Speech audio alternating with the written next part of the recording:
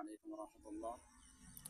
আল্লাহ তাআলা দরবারে লাখ কোটি শুকর যে আমার একটা স্বপ্ন, সেটা হলো যে আমি ইউটিউব চ্যানেলে কাজ করব।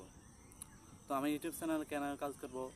ইউটিউব চ্যানেল এই জন্য কাজ করব যে আমাদের বর্তমান সমাজে, বর্তমান দেশের পরিস্থিতিতে যে আমাদের ওলামায়ে কেরামের, ইসলামের আলেমদের যে কাজ আছে, তারা যে সমাজে অসংখ্য কাজ করতেছেন, সেবামূলক কাজ করতেছেন এবং ফ্যাসিস্টদেরকে প্রতিহত করতেছেন।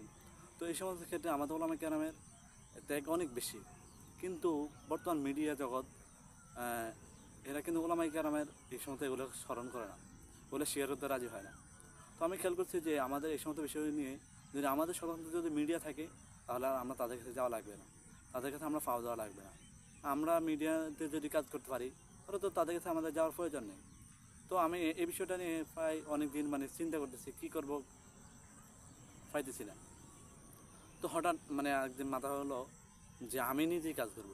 তো আমি নিজে কাজ করতে হলে তো এরকম স্ট্যান্ড লাগে এবং মিডিয়া লাগে, মাইক্রোফোন লাগে। তো এগুলো কোথা থেকে পাবো? তো এগুলো নিয়ে আমার সমাজে বা আমার দীর্ঘদিন হতে এগুলো নিয়ে আমার মাথায় শুধু কাজ করতেছে।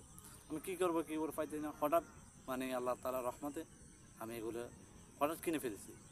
তো কিনে ফেলছি, আসলে আমি তো পারি না যে ভিডিও এডিটিং কীভাবে করে, ভিডিও বানায় কীভাবে, কথা কীভাবে বলে, এই সমস্ত বিষয়গুলো আমি পারি না।